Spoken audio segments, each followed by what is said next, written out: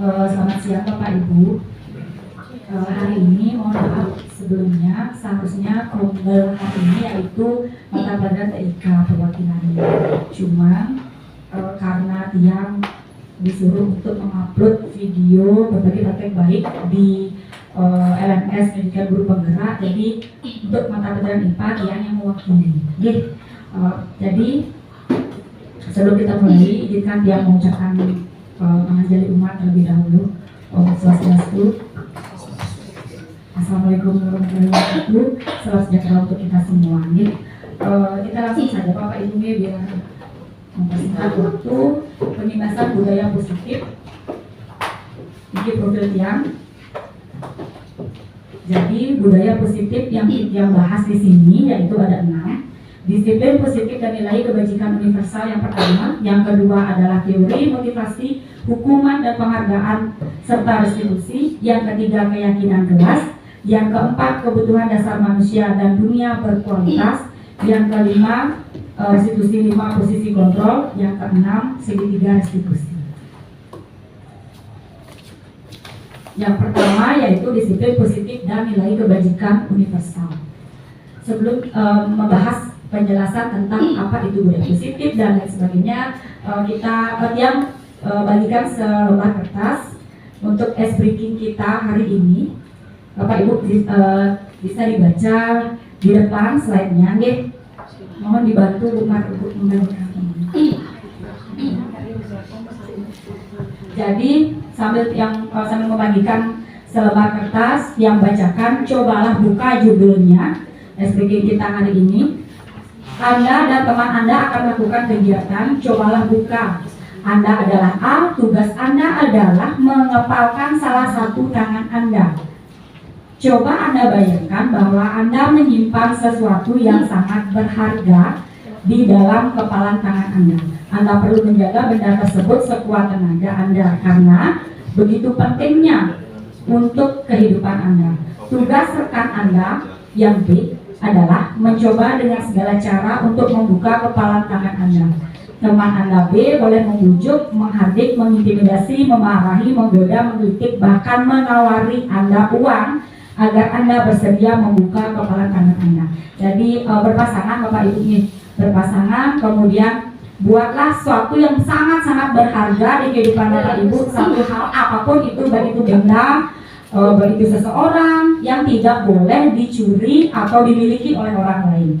Kemudian teman Bapak Ibu, pasangan Bapak Ibu membuka, ingin melihat apa sih benda tersebut yang sangat berharga bagi Bapak Ibu. Sudah paham Bapak Ibu? Silakan, sudah bisa dicoba.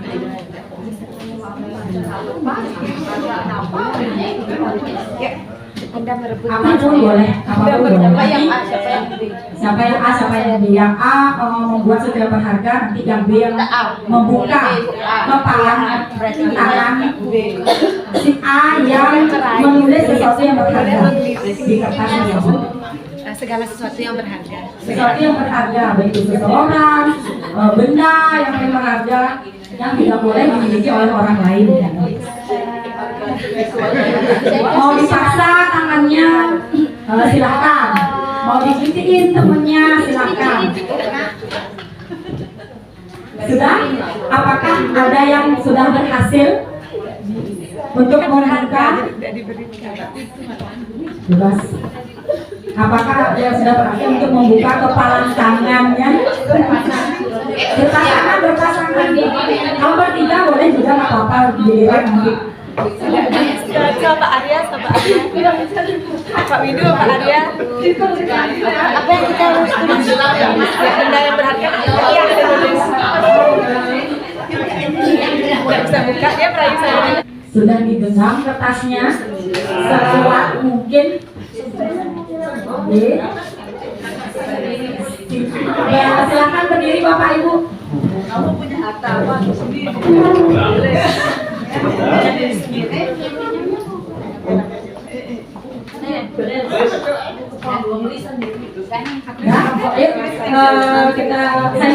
Saya itu silakan direbut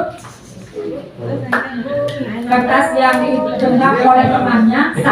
2, 3.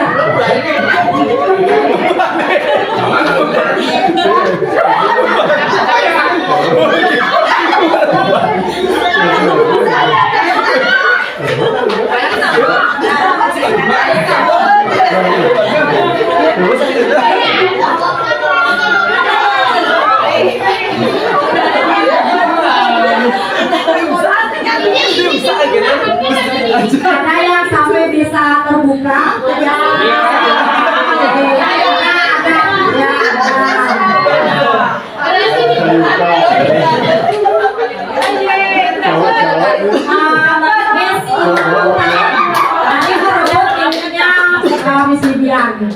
silakan dibacakan apa isi dari kertas tersebut. Oke, keluarga. Kenapa keluarga Miss Lydia? Nah, karena keluarga itu adalah harta yang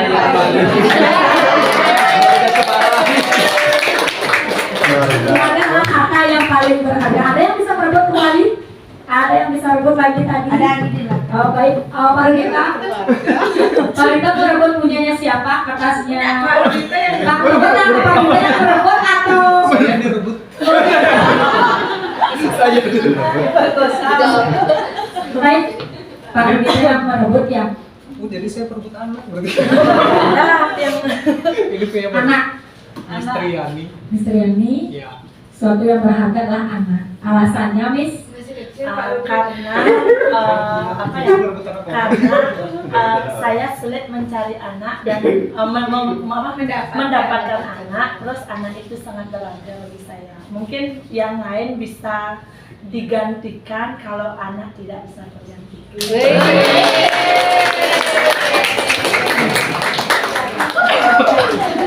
Satu lagi. Atau Pak Rita? Jadi juga bisa menulis diri saya sendiri mungkin karena lagi jomblo. Apa alasan Anda? Alasannya apa Pak Rita? Saat menghargai diri sendiri. Karena tidak punya orang lain. Pak Rita tidak boleh direbut oleh orang lain berarti.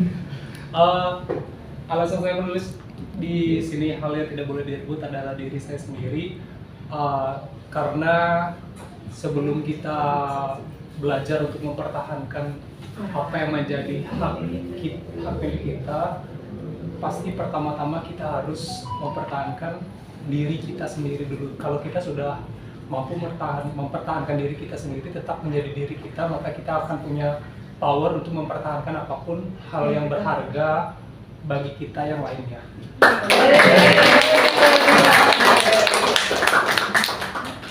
Terima kasih Bapak Ibu SBG kita hari ini. Jadi dia lanjutkan ke pemaparan materi selanjutnya. Kita lanjutkan kembali. Jadi teori kontrol dari Dr. William Glasser, psikiater dan pendidik. Dr. Glasser ini dalam kontrol teori yang kemudian berkembang dan menemukan teori meluruskan beberapa miskonsepsi tentang makna kontrol. Yang pertama, ilusi guru mengontrol murid. Yang kedua, ilusi bahwa semua penguatan positif, efektif, dan bermanfaat. Yang ketiga, ilusi bahwa kritik dan membuat orang merasa bersalah dapat menguatkan karakter. Yang keempat adalah ilusi bahwa orang dewasa memiliki hak untuk memaksa. Seperti yang kita coba lakukan tadi, Bapak Ibu. Kita lanjut. Bagaimana seseorang bisa berubah dari paradigma stimulus respon kepada pendekatan teori kontrol? Menurut Stephen R. Covey pada tahun 1991 menyatakan bahwa bila kita ingin membuat kemajuan perlahan, sedikit-sedikit ubahlah sikap atau perilaku Anda. Namun bila kita ingin memperbaiki cara-cara utama kita, maka perlu mengubah kerangka acuan. Ubahlah bagaimana Anda melihat dunia, bagaimana Anda berpikir tentang manusia. Ubahlah paradigma Anda, skema pemahaman dan penjelasan aspek-aspek tertentu tentang realitas.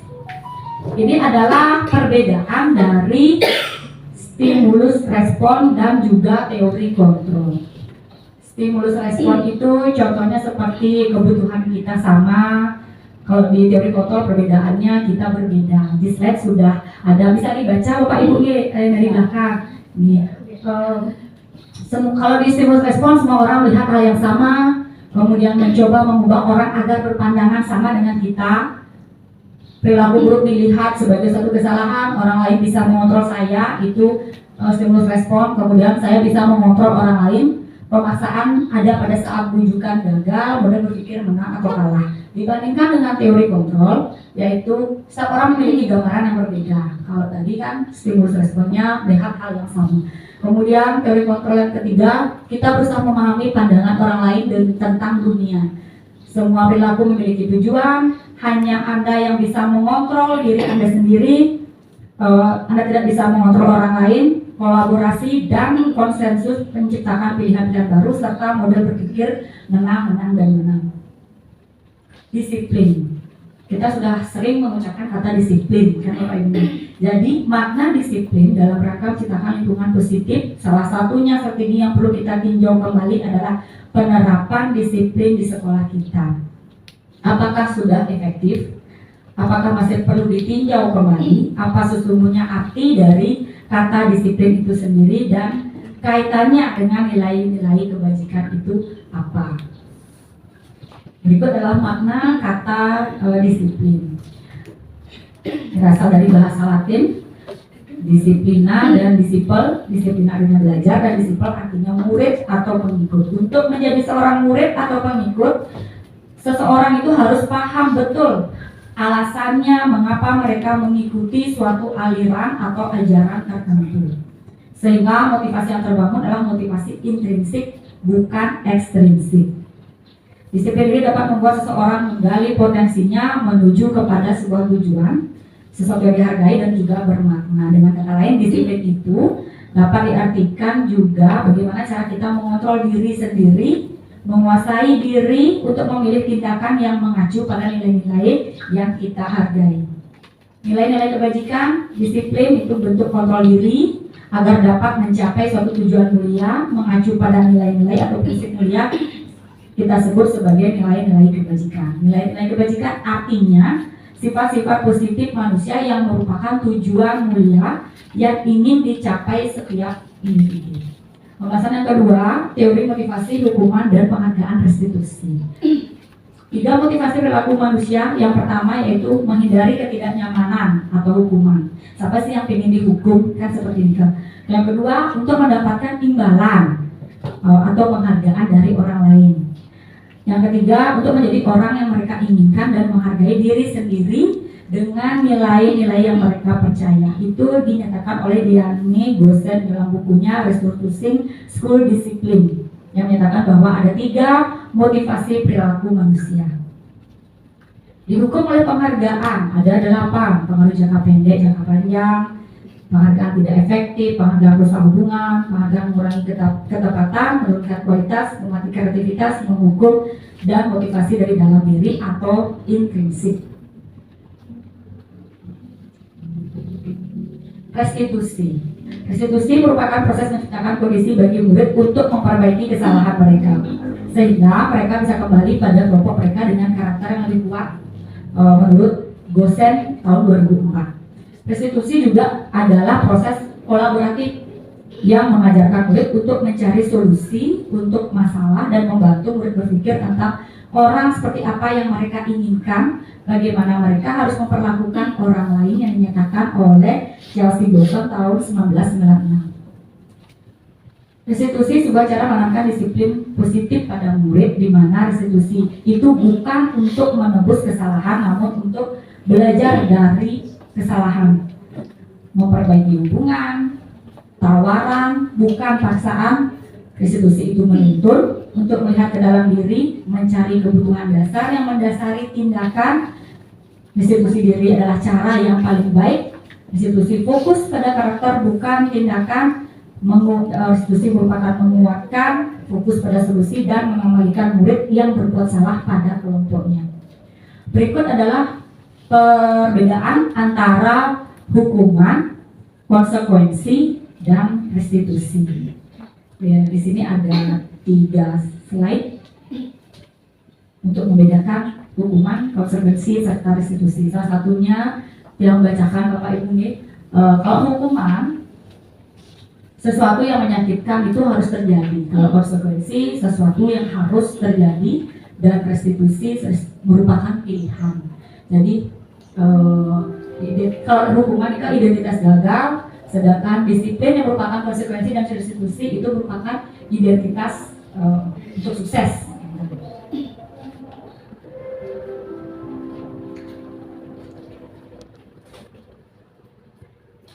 Nanti yang kirim PDF-nya di grup sekolah Bapak Ibu untuk lebih memahami lagi perbedaan dari hukuman, restitusi, dan konsekuensi. Nah, hukuman atau konsekuensi, nah ini dia. Kira-kira menurut Bapak Ibu dari pengertian yang sudah Nadia paparkan sebelumnya tentang restitusi, contoh, tindakan guru mencatat 100 kali di dalam buku kalimat saya tidak akan terlambat lagi karena terlambat ke sekolah. Menurut Bapak Ibu konsekuensi atau hukuman? Baik Bapak Ibu yang minta membaca dan menjawab nomor 1 nih termasuk hukuman atau konsekuensi. Ada yang bersedia? Coba Bu.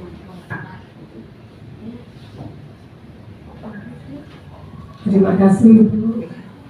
Nomor 1, mencatat 100 kali di dalam buku kalimat saya tidak akan terlambat lagi karena terlambat ke sekolah. Hukuman atau konsekuensi itu adalah hukuman. Terima kasih. Baik Bu, berarti menurut Bukma itu termasuk hukuman.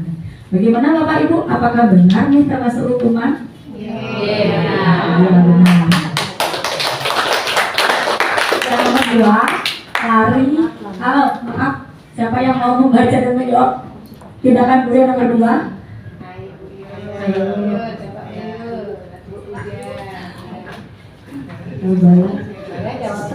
Lari mengelilingi lapangan basket 2 kali karena terlambat hadir di sekolah.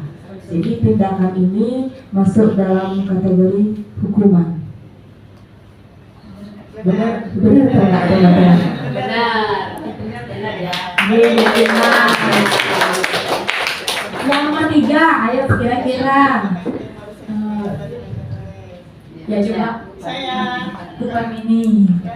Oke, baik, terima kasih atas waktunya. Yang nomor 3, membersihkan coretan yang dibuat di meja tulis itu termasuk konsekuensi. Kenapa dikatakan konsekuensi? Karena di sana ada akibat yang harus dipertanggungjawabkan atas apa yang sudah dilakukan. Baik, ini termasuk konsekuensi yang nomor 4. Miss Media. Murid diminta untuk push up 15 kali karena tidak menggunakan masker ke sekolah. Menurut pendapat saya itu merupakan suatu hukuman. Baik, suatu hukuman. Alasannya karena ada kata Karena tidak menggunakan masker ke sekolah. Yang nomor 5, Miss Utari. Nomor 5, Kira-kira menggantikan kertas tugas teman yang telah dicoret-coret itu adalah termasuk konsekuensi karena dia pasti mengambil punya temannya dicoret-coret dan mengakibatkan kerugian di temannya itu dan dia harus menggantinya. Betul begitu Bu Ayu? Ya, benar sekali. Baik Bapak Ibu, ada pertanyaan kembali tentang tindakan guru, apakah termasuk hukuman atau konsekuensi? Siapa yang mau menjawab untuk soal tindakan guru selanjutnya? Bu Desa Marhaini.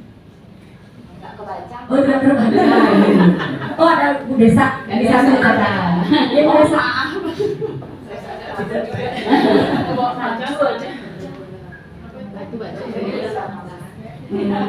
Coba menjawab nih, Niki termasuk hukuman atau konsekuensi. Berjemur di lapangan basket pada pukul 12 siang karena mengobrol dengan teman. Itu menurut saya itu hukuman. Jadi Untuk selanjutnya kira-kira hukuman atau konsekuensi Pak Masudewa? Murid diminta bertelanjang kaki sepanjang hari karena tidak menggunakan sepatu warna hitam sesuai peraturan sekolah. Menurut Tiang itu termasuk kehukuman karena sudah dijelaskan di sana bahwa ada peraturan sekolah yang harus dilaksanakan. Nah, tinggi. Ya. Baik, benar. Itu termasuk hukuman. Selanjutnya, coba Pak Rulita. Oh, karena ada pakai kacamata. Pak Epri. Berdiri di depan kelas sambil mengangkat kaki satu karena tidak bisa menjawab pertanyaan. Itu termasuk apa ya? Hukuman karena dia tidak bisa menjawab pertanyaan yang telah diberikan. Baik, terima kasih Pak Epri. Selanjutnya Bapak Ibu, satu lagi.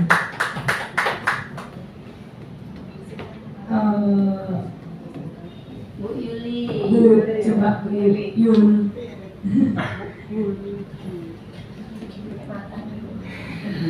Pastikan tumpah air di meja tulis karena tersenggol pada saat belajar.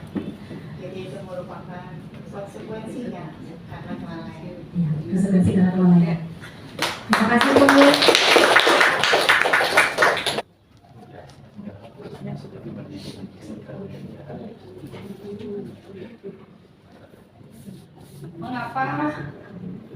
Mengapa keyakinan kelas? Mengapa tidak peraturan kelas saja? Nah, kan sudah kita sering mendengar tentang keyakinan kelas kan ini. Jadi coba kita sama-sama menjawab sebelum membahas tentang lebih lanjut tentang keyakinan kelas. Mengapa kita memiliki peraturan tentang penggunaan helm pada saat mengendarai kendaraan roda 2 atau motor? Ayo, kira-kira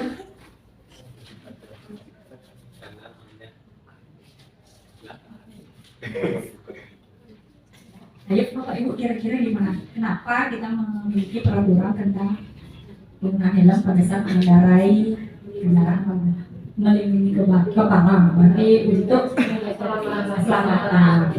Yang kedua, mengapa kita memiliki peraturan tentang penggunaan masker dan mencuci tangan setiap hari? Dari virus, jadi untuk kesehatan. Nilai-nilai keselamatan atau kesehatan inilah yang kita sebut sebagai suatu keyakinan, di mana nilai-nilai kebajikan universal disepakati secara tersirat dan tersurat, lepas dari latar belakang suku, negara, bahasa maupun agama.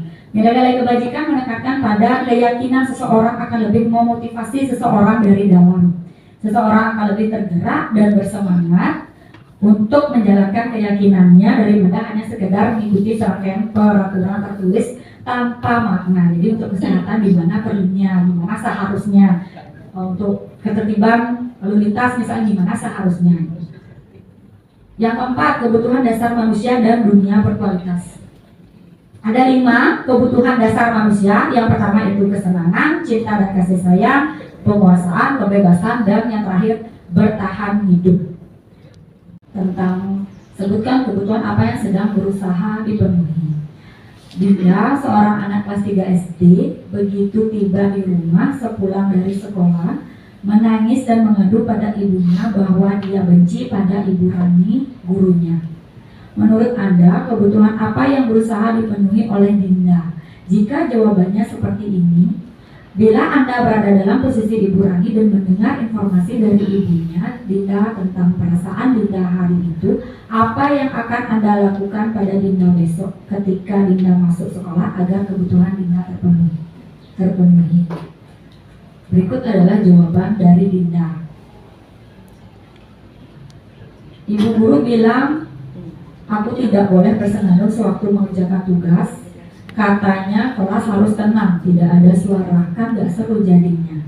Jadi ada 4 pertanyaan, ada 4 jawaban dari Dinda. Bapak Ibu guru tidak menyapaku hari ini padahal aku pakai jepit rambut baru. Yang ketiga, aku bosan, masa belajarnya cuma gitu-gitu aja, dengerin ibu guru aja. Yang terakhir, aku sebel gambarku tidak rapi, malah ibu guru menunjukkan ke teman-temanku di depan kelas. Bapak Ibu, Tia minta berdiskusi per meja untuk menentukan kebutuhan apa dari jawaban Dinda tersebut. Dikit yang bagikan selembar kertas, mohon Ibu Mar dibagikan.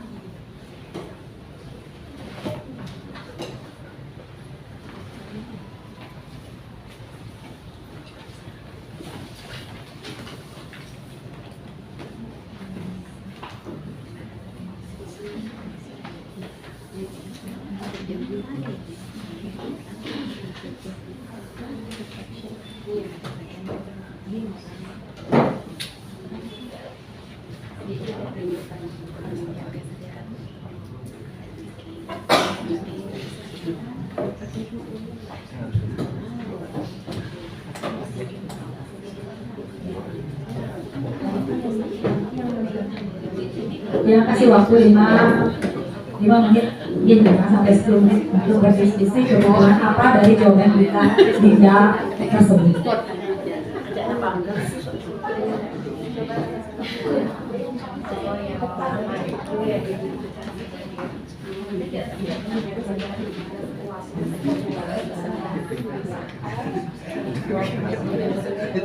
Kebutuhannya itu maksudnya yang mana termasuk kesenangan, kemudian kepuasaan,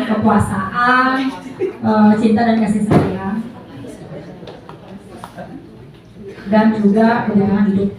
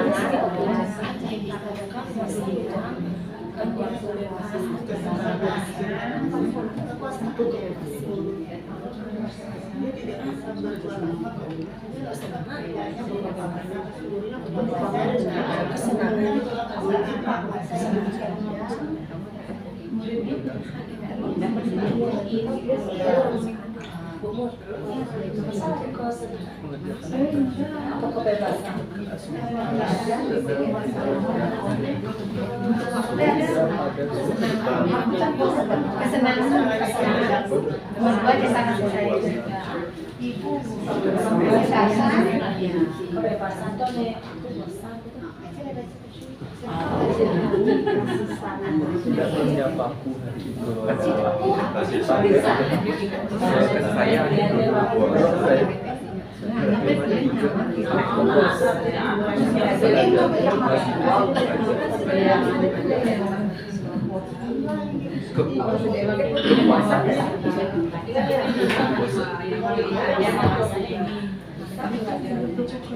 aku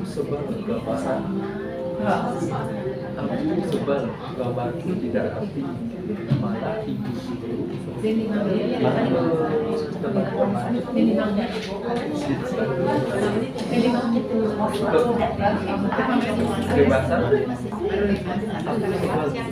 Baik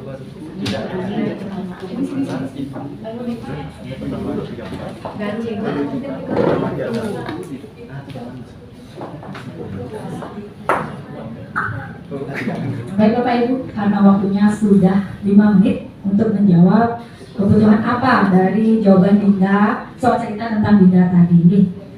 Siapa yang mau menjawab dari 4 jawaban Dinda? Kebutuhan apa dari jawaban Dinda tersebut? Masing-masing jawaban Dinda tersebut.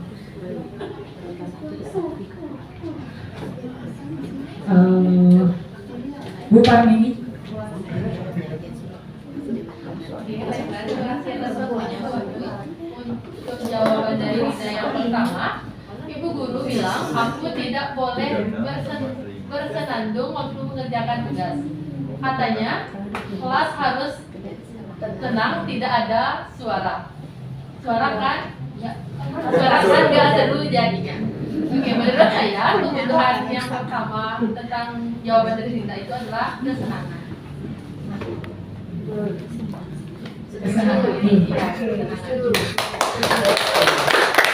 Yang kedua, sampai yang terakhir nih dijawab. Untuk yang kedua, Ibu guru tidak menyapaku hari ini, padahal aku pakai jepit rambut biru. Baru.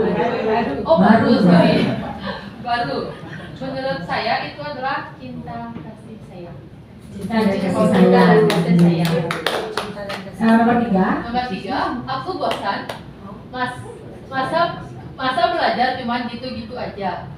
Dengerin ibu guru aja. Menurut saya itu kepuasan. Dan yang terakhir, aku sebel. Gambaranku tidak rapi, malah ibu guru menunjukkan ke teman-teman di depan kelas. Menurut saya itu sebuah kebutuhan. Kebutuhan hidup misalnya. Kekuasaan ya lebih tepatnya. Kekuasaan. Baik, mungkin ada pernyataan lain terkait kebutuhan apa dari jawaban Dinda.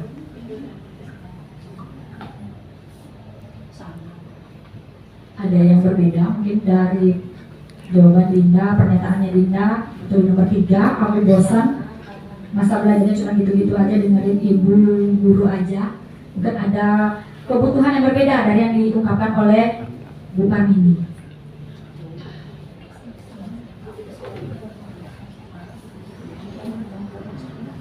Apakah menurut Bapak Ibu yang nomor 3 kepuasaan atau kebebasan? Kalau kebebasan masuk atau tidak? Kira-kira kebebasan termasuk tidak? Yang aku bosan masa belajarnya cuma gitu-gitu aja, dengerin ibu guru aja.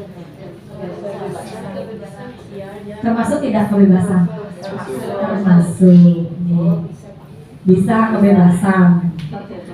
Mungkin punya pernyataan atau yang minta jawaban dan diskusi dari kelompoknya Miss Utari, coba.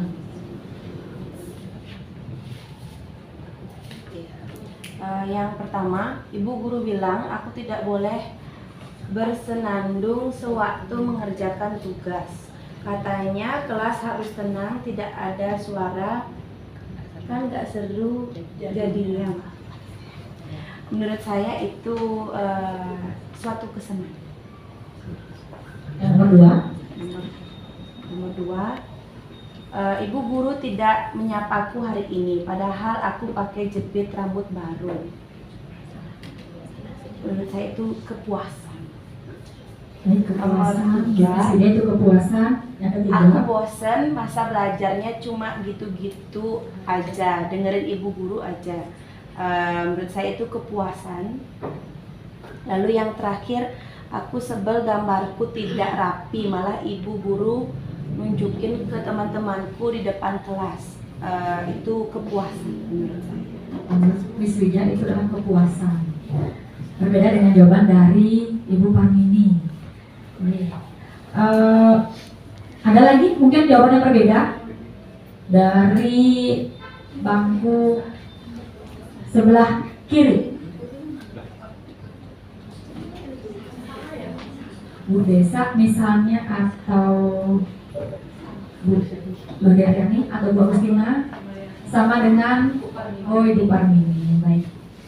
Jadi kalau kita kembali ke materi tentang 5 dasar kebutuhan, yang pertama Ibu Guru bilang aku tidak boleh bersenandung. Ini termasuk kebutuhan dari kesenangan. Yang kedua, Ibu Guru tidak menyapaku hari ini karena aku pakai jepit rambut baru. Itu adalah cinta dan kasih sayang. Yang ketiga, aku bosan maka belajarnya cuma gitu-gitu aja, dengerin Ibu Guru aja, berarti kebebasan. Yang terakhir, aku sebel gambarku tidak rapi, malah Ibu Guru menunjukkan ke teman-temanku di depan kelas, yaitu kekuasaan. Baik Bapak Ibu, yang lanjutkan ke slide berikutnya. Kekuasaan ya, kekuasaan yang mana? Tadi ada lagi satu kekuasaan nih.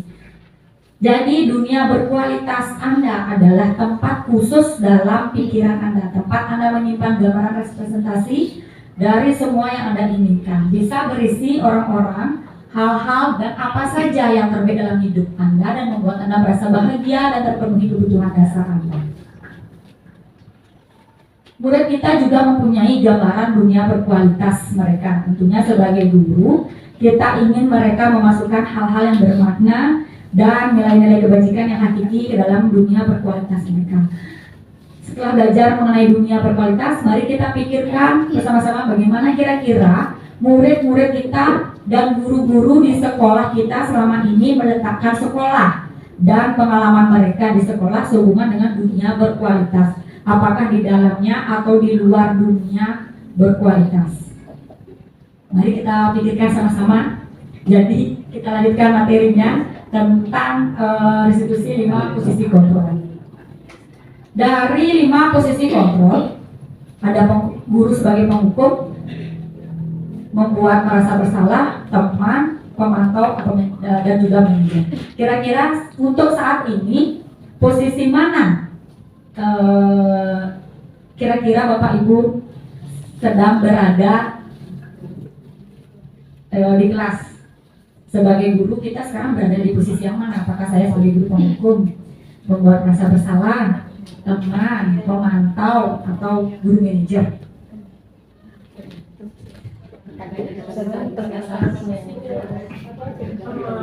Jadi teman, tergantung situasinya.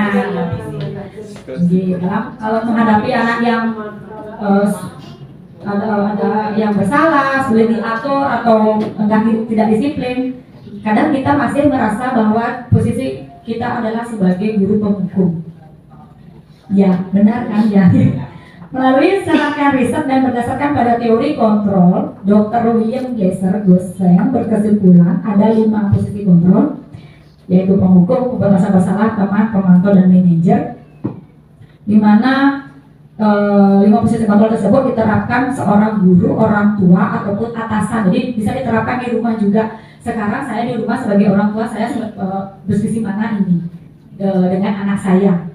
Apakah saya sebagai orang tua yang penghukum, ibu yang penghukum, atau bapak yang membuat merasa bersalah seperti itu. Untuk lebih jelasnya, Niki yang buatkan tabel tentang guru, contoh dari penghukum, posisi penghukum, posisi pembuat merasa bersalah, teman, posisi pemantau, dan manajer. Kalau penghukum jelas sudah dia itu menyakiti guru tersebut, kemudian menyindir, menunjuk-nunjuk, menghardik, itu contohnya. Kemudian pembuat merasa bersalah itu contohnya guru itu berbuat seperti berceramah, menunjukkan kekecewaan yang mendalam, yang biasanya bilangnya gini ke anak-anak, kamu sudah mengecewakan ibu atau bapak. Nah, itu contoh dari posisi pembuat merasa bersalah. Kalau penghukum, misalnya kita bilang ke murid, kalau kamu tidak melakukannya, saya akan bla bla bla. Itu contoh dari penghukum. Kemudian kalau teman, guru itu membuatkan alasan-alasan untuk murid-muridnya. Seperti contoh misalnya guru itu berkata, lakukan demi bapak ibu, atau ya sudah nanti bapak ibu bantu bereskan. Itu untuk posisi teman. Kalau yang pemantau, guru itu berbuat menghitung dan juga menghukum. Contohnya mungkin kita pernah bilang apa peraturannya, kita tanya sama muridnya apa peraturannya, apa konsekuensinya sudah melakukan itu, atau apa yang telah kamu lakukan, apa yang terjadi sekarang. Pasti saya merasa saya berada di posisi pemantau untuk saat ini. Penghukum juga iya, jujur. Tapi tergantung situasi juga. Terkadang juga posisi teman kan bisa juga. Tapi kebanyakan kayaknya saya lebih pemantau ya Bapak Ibu ya. Kalau manajer masih sulit rasanya, karena maksudnya manajer itu guru berbuat mengajukan pertanyaan-pertanyaan. Contohnya seperti seorang guru itu berkata, apa yang kita yakini, apa kamu meyakini hal tersebut? Kalau kamu meyakininya, maukah kamu memperbaikinya? Kemudian kalau kamu memperbaikinya, jadi kira-kira hal tersebut akan menggambarkan apa tentang dirimu? Pernahkah Bapak Ibu bertanya seperti itu? Kalau tiang jujur belum sampai di posisi manajer. Jadi kita bisa melihat diri kita sendiri, saya dari apa sekarang posisinya nih. Jadi berikut adalah hasil ketika ada di posisi penghukum, memberontak, mendendam, menyalahkan orang lain. Murid akan berkata, saya tidak peduli, itu hasilnya. Kemudian pembuat merasa bersalah, menyembunyikan, menyangkal, dan juga berbohong. Muridnya pasti akan berkata, maafkan saya. Kalau teman, ketergantungan. Saya pikir bapak atau ibu teman saya, itu dia muridnya berkata. Kemudian pemantau, hasilnya itu menyesuaikan bila diawasi. Murid pasti akan berkata, saya akan dapat berapa bintang kalau melakukan hal tersebut. Biasanya murid bertanya seperti itu. Jika sudah melakukan hal tersebut, saya akan mendapatkan apa ibu? Biasanya murid begitu. Kalau kita menggunakan posisi di pemantau. Kemudian kalau manajer, hasilnya menguatkan watak atau karakter. Murid akan berkata, bagaimana caranya agar saya bisa memperbaiki keadaan ini. Kemudian saya akan memperbaiki masalah ini dengan apa misalnya masalahnya. Dampak pada murid kalau di posisi penghukum, mengulangi kesalahan berulang kali, perilaku menjadi agresif. Kalau pembuat merasa bersalah, dampaknya yaitu rendah diri murid tersebut, merasa gagal dan tidak berharga. Kalau teman, tergantung, tidak mandiri dan tidak bisa memutuskan. Kalau pemantau, menitik beratkan pada dampak pada diri sendiri, mendapatkan hadiah atau mendapatkan hukuman. Dan yang terakhir manajer, dampaknya pada murid yaitu mengevaluasi diri, bagaimana menjadi diri yang lebih baik. Itu yang terjadi pada murid kalau kita sebagai guru berada di posisi yang mana, apakah penghukum, pembuat merasa bersalah, teman, pemantau, atau manajer. Tujuan akhir dari 5 posisi kontrol seorang guru adalah pencapaian posisi manajer, di mana di posisi ini murid dapat menjadi pribadi yang mandiri, merdeka, dan bertanggung jawab atas segala perilaku dan sikapnya, yang pada akhirnya dapat menciptakan lingkungan yang positif, nyaman, dan juga aman. Jadi yang paling bagus adalah ketika kita berada di posisi manajer. Berikut ada tabel di mana ada pernyataan dan juga atau kalimat. Siapa yang mengatakan posisi, apakah posisi pemantau merasa bersalah, kemudian apa tadi Bapak Ibu? Teman, manajer, pemantau. Saya kecewa sekali dengan kamu. Di posisi membuat merasa bersalah. Kamu tidak pernah benar melakukannya.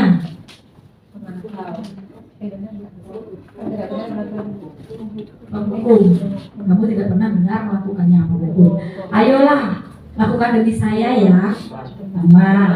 Apakah kamu mau mendapatkan stiker bintang hari ini? Pemantau. Bagaimana kamu bisa menyelesaikan masalah ini? Kemudian segitiga restitusi. Ada 3 tahapan tentang 3 sisi dari segitiga restitusi didasarkan pada prinsip-prinsip utama dari teori kontrol. Yang pertama, kita harus menstabilkan identitas, langkah yang pertama. Yang kedua, validasi tindakan yang salah. Yang ketiga, menanyakan keyakinan pada siswa tersebut. Misalnya ada siswa bermasalah, contohnya kayak contoh yang paling sering terlambat sekolah. Kita tanyakan dulu siswa tersebut apa yang menyebabkan dia terlambat, kemudian validasi tindakannya yang salah, kemudian menanyakan keyakinan. Misalnya gimana nanti, kapan kamu mau berubah, kapan kamu nanti kapan kamu supaya tidak sampai terlambat ke sekolah, kapan mau melakukan hal tersebut. Jadi berubah. Teori kontrol yang pertama menstabilkan identitas, yaitu kita semua akan melakukan hal yang terbaik yang bisa kita lakukan. Yang kedua, semua perilaku memiliki alasan. Yang ketiga, kita semua memiliki motivasi internal. Berikut adalah segitiga restitusi. Kebetulan juga yang sudah ini Bapak Ibu buat video tentang segitiga restitusi yang minjem di ruangan BK. Ya Bu, lihat untuk membuat video tentang segitiga restitusi. Kita cari masalah di anak-anak. Jika ada masalah, gimana caranya supaya kita bertanya balik ke muridnya, kenapa kamu terlambat? Bagaimana caranya biar nggak terlambat? Jadi kita menanyakan balik seperti itu, maksudnya tentang segitiga restitusi. Kalau keyakinan kelas, kita beberapa punya testimoni keyakinan kelas. Jadi yang membuat keyakinan kelas di kelas dengan siswa, dan juga dihadiri oleh ibu kepala sekolah waktu itu.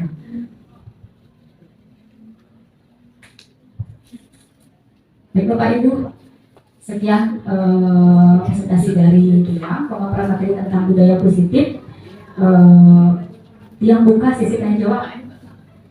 Jika ada yang bertanya tentang disiplin positif, baik itu materi di segitiga restitusi, di posisi kontrol, dipersilahkan.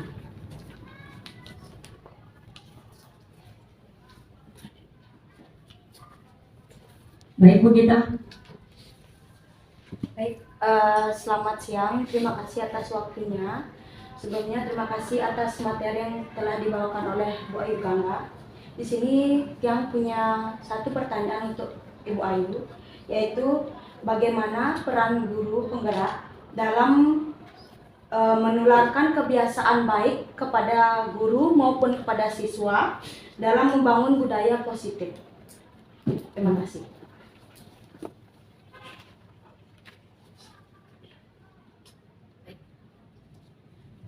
Baik, terima kasih Bu Gita. Dia langsung jawab nih. Jadi peran guru penggerak dalam menularkan kebiasaan yang baik kepada guru lain dan juga siswa dalam membangun budaya positif, yaitu dengan menguatkan apa yang sudah menjadi budaya dan iklim baik di sekolah, seperti menerapkan disiplin positif, penerapan 5S, salam, senyum, sapa, sopan dan juga santun, serta menjaga kebersihan lingkungan. Seperti ini Bu Gita. Senang. Bapak Ibu yang buka 3 orang penanya. Jika ada yang baik Bu Widya. Terima kasih atas waktunya. Setelah tadi melihat penjelasan dari Bu Ayu tadi mengenai keyakinan kelas, di sini saya dapat menangkap bahwa keyakinan kelas itu merupakan suatu motivasi diri untuk mendisiplinkan diri kalau tidak salah. Yang ingin saya tanyakan di sini, bagaimana menurut pendapat Ibu cara seorang guru dalam membangun keyakinan kelas sehingga terjalin hubungan yang baik antara guru dan peserta didik? Terima kasih. Terima kasih Bu Widya. Cara membangun hubungan yang baik antara guru dengan peserta didik, yaitu kenali karakter siswa tersebut dan juga kebutuhannya. Yang kedua, selalu bersikap sabar terhadap siswa, menunjukkan rasa semangat ketika mengajar, kemudian memanfaatkan hal-hal yang disukai dari siswa tersebut, kemudian membangun hubungan yang baik dengan orang tua atau wali siswa tersebut. Bagaimana Ibu Widya? Terima kasih atas jawabannya. Menurut saya di sini memang saya sendiri sebagai guru memang agak kurang sabar mungkin kadang-kadang dalam mendidik anak didiknya di kelas ya, terutama yang mungkin ada yang kelewatan batas atau tidak sopan sama gurunya. Mungkin itu harus dilatih lagi untuk diri saya sendiri, seperti harus lebih sabar, lebih semangat dalam mengajar, dan lebih mendalami kembali karakter dari peserta didik itu. Terima kasih. Terima kasih Bu Widya atas penguatannya kembali tentang hubungan yang baik dengan peserta didik. Baik, pertanyaan selanjutnya, Bapak Ibu. Mungkin yang sedikit Bu Ayu. Silakan Bu Nur. Mungkin terima kasih atas waktunya. Sebelumnya izinkan yang mengucapkan dari Inovatif Aspirasi. Baik Bu Ayu, dia tadi sedikit yang dengan penjelasan Ibu terkait dengan segitiga restitusi. Di sini mungkin yang perlu saya tanyakan, bagaimana cara proses penerapan segitiga restitusi yang bisa dilakukan untuk mengatasi permasalahan siswa. Terima kasih Bu Nur atas pertanyaannya. Langkah-langkah dalam menerapkan segitiga restitusi yaitu yang pertama, menstabilkan identitas yang tadi sudah dijelaskan sedikit tentang menstabilkan identitas, kemudian validasi tindakan yang salah yang dilakukan oleh siswa tersebut. Yang ketiga yaitu menanyakan kembali keyakinan kelas yang sudah disepakati sebelumnya dengan siswa tersebut. Seperti ini ke Ibu. Berarti intinya menguatkan kembali keyakinan anak di kelas. Iya. Terima kasih. Setelah saya memaparkan materi tentang budaya positif, kita refleksi tentang materi hari ini yang mana Bapak Ibu mungkin kurang pahami terkait materi hari ini. Apakah di 5 posisi kontrol, kemudian 5 kebutuhan dasar manusia, keyakinan kelas, dan sebagainya.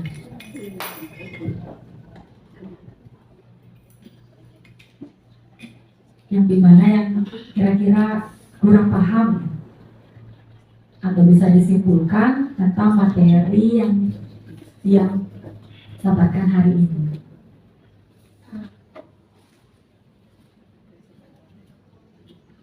Sedikit Bu Ayu, mungkin tadi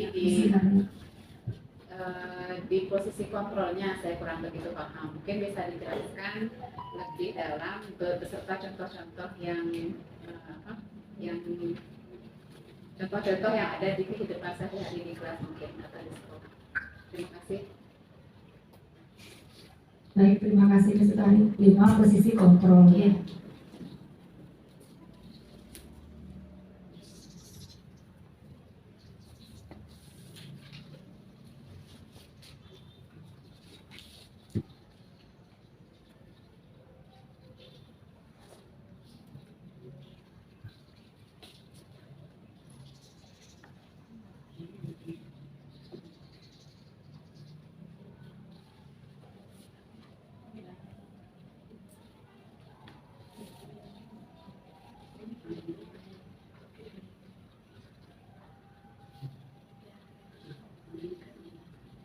Ya, yang ini yang bisa dari ya 5 posisi kontrol, di mana ada 5 posisi kita sebagai guru, yaitu penghukum.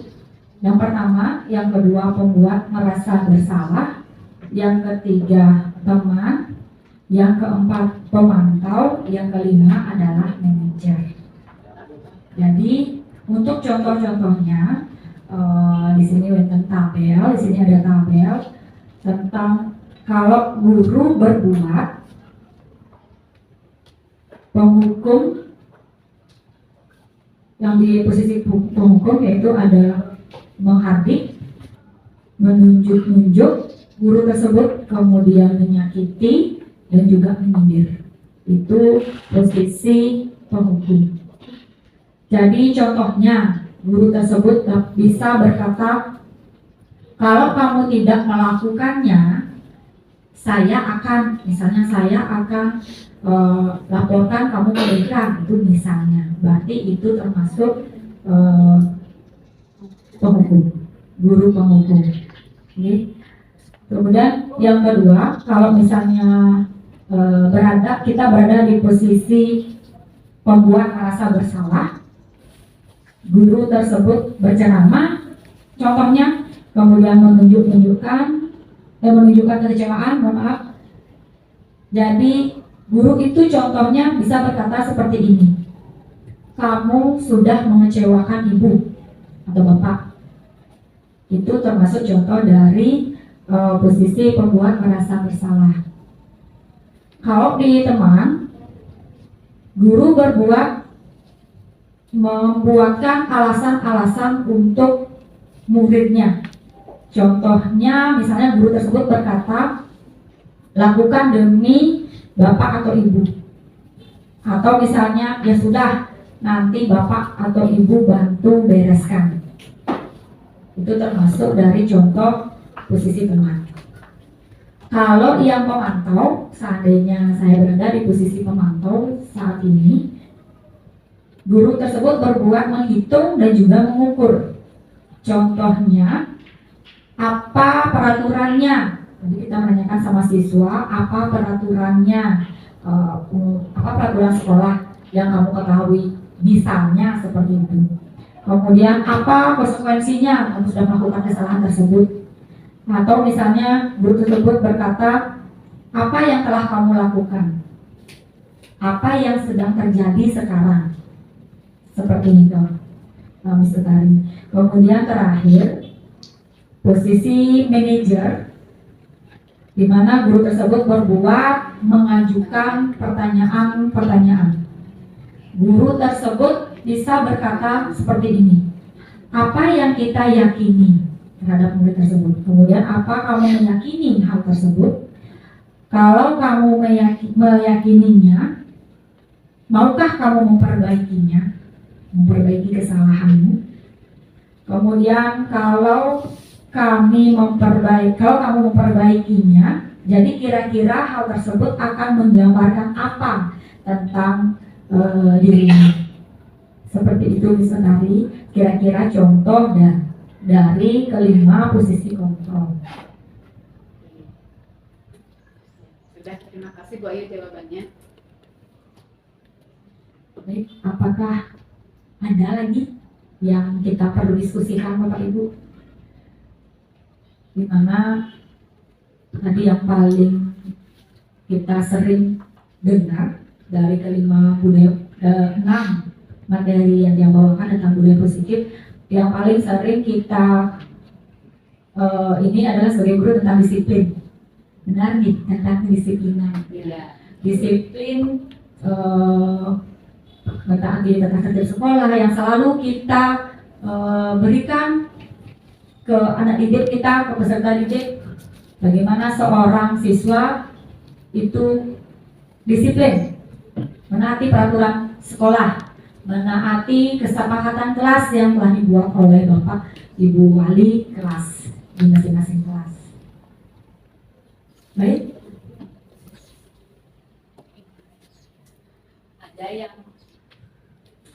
Ada yang ingin ditambahkan atau penguatan mungkin dari Ibu Kepala Sekolah tentang budaya positif, silakan Ibu. Baik, terima kasih, luar biasa sekali Bu Ayu Gangga sudah memberikan kita pemahaman tentang 6 budaya positif. Benar Bu ya, salah satunya itu adalah bagaimana 5 posisi kontrol kita sebagai guru, kemudian segitiga restitusi, kemudian ada disiplin dan seterusnya.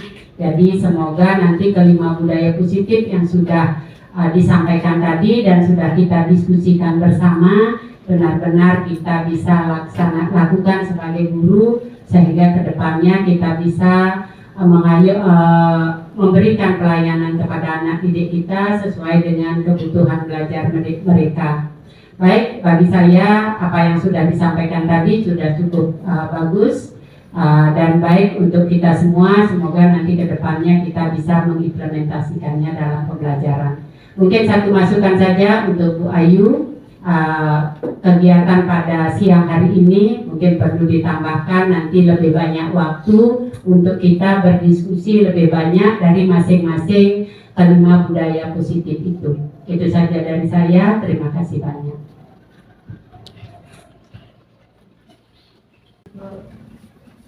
Nih, baik Bapak Ibu, karena durasi waktu karena tidak cuma bisa membuka 3 pertanyaan.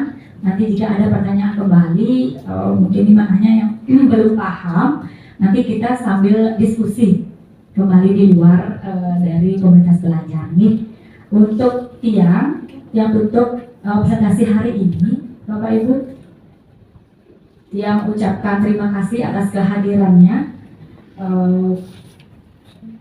Yang tutup antuk bareng santai. Om Santi. Assalamualaikum warahmatullahi wabarakatuh. Salam sejahtera untuk kita semua.